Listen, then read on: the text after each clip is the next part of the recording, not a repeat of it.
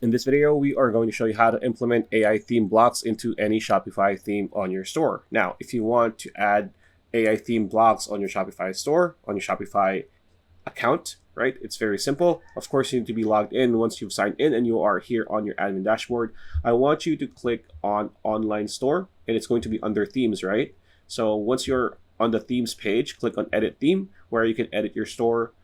As you can see, we've been here multiple times. Now, if you look towards your left-hand side, you have options here, header, template, footer, and this is where you can just add section or add a block, right? So add block here if you want.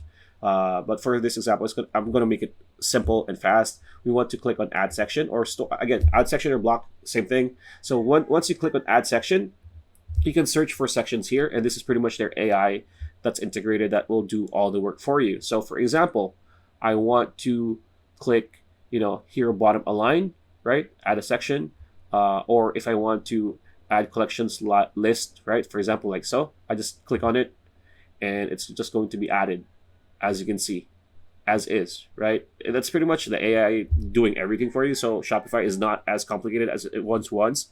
A few years ago, before AI has developed further, and after that, all you need to do is click on save here on the upper right corner of the screen, like so.